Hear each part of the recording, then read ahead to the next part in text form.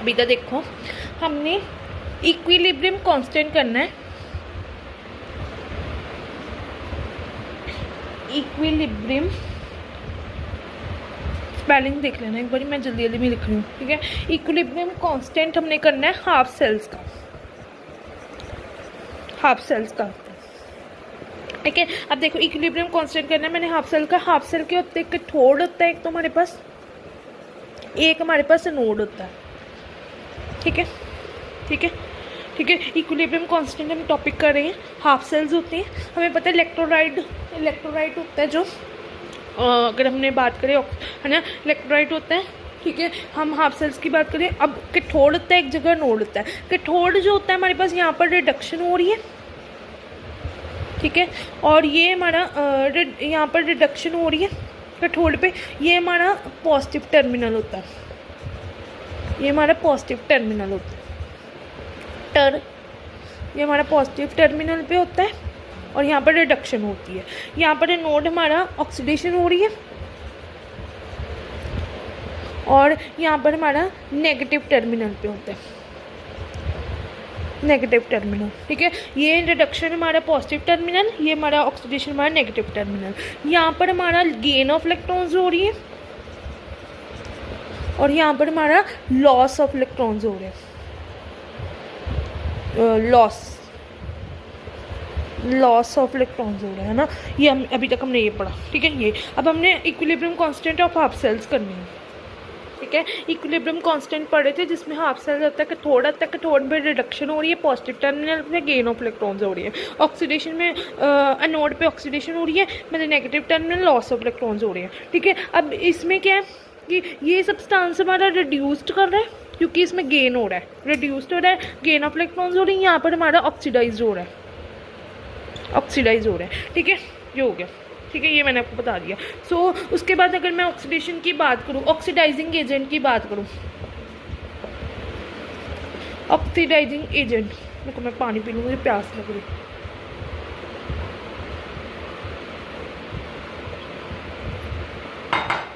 Oxidising agent वो होते हैं जो एक्सेप्ट करते हैं इलेक्ट्रॉन्स को, ठीक है। ऑक्सीडाइज वो होता है जो क्या कहते हैं, लॉस ऑफ इलेक्ट्रॉन्स हो रहे हैं, लॉस ऑफ इलेक्ट्रॉन्स हो रहे हैं, ये देखो, ठीक है। ये देख लो, which can accept the electrons and oxidise वो होते हैं जो लॉस करें इलेक्ट्रॉन्स को। ये भी देख लो कहानी, जहाँ पर रिडक्शन हो रही है वहाँ पॉजिटिव टर्मिनल आता है, यहाँ पर गेन हो रहा है, वहाँ पर ऑक्सीडेशन हो रही है तो नेगेटिव टर्मिनल आता है, लॉस ऑफ इलेक्ट्रॉन्स हो रहा है, ऑक्सीडाइज हो रहा है, ठीक है। अब उसके बाद रिड्यूसिंग एजेंट में मैंने आपको बता दिया, रिड्यूसिंग एजेंट में जहाँ पर next is reducing agent. Reducing agent में वहां पर जहां पर क्या कहते हैं, गेन ऑफ इलेक्ट्रॉन्स हो रहा है, गेन ऑफ इलेक्ट्रॉन्स हो रहा है, गेन ऑफ इलेक्ट्रॉन्स हो रहा है।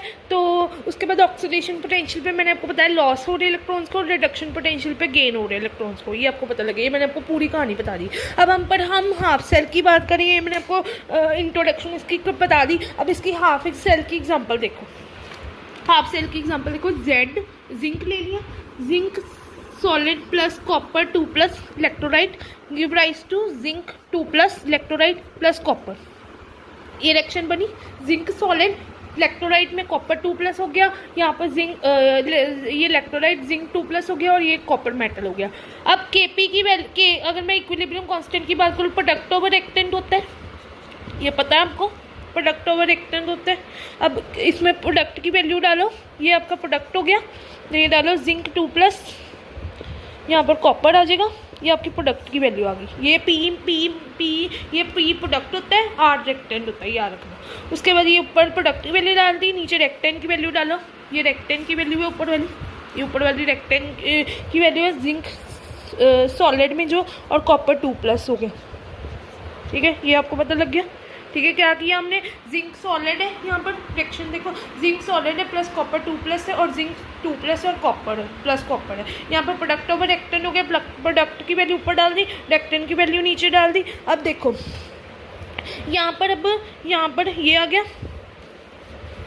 ये आ गया, ये आ गया। उसके बाद मैंने यहाँ पर जिंक की वैल्यू आपकी सॉलिड की 1 है, ठीक है। कॉपर की वैल्यू भी यहाँ पर 1 है, तो आपके पास ये 1 हो जाएगा, ये 1 हो जाएगा। उसके बाद आपके पास ये वैल्यू होगी के की, जिंक Z2+, Zd2+ और कॉपर 2+, ये आपकी वैल्यू आ जाएगी, ये आ जाएगी, ये आ गई।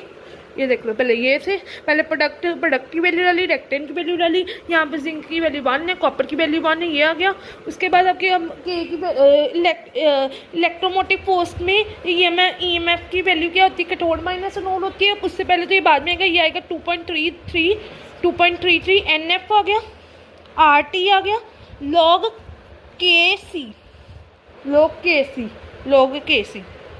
log Kc ये आ गया। अब आपके पास जो EMF की वैल्यू क्या होती है, इक्वल टू क्या कहते हैं, रिडक्शन माइनस L का मतलब ऑक्सीडेशन, ठीक है। अब जो ये हो गया cathode minus EC minus EA means cathode minus anode, cathode पे क्या होती है रिडक्शन, पॉजिटिव टर्मिनल, और एनोड पे क्या होती है ऑक्सीडेशन, जिसमें negative terminal, cathode minus anode हो गया। ये आपका फॉर्मूला बन गया। ये आपको याद करना पड़ेगा, 3.33 NF RT log Kc, ये आपको याद करना पड़ेगा। ये देख लो, मैं शुरू यहाँ से दिखाती हूँ, ये देख लो।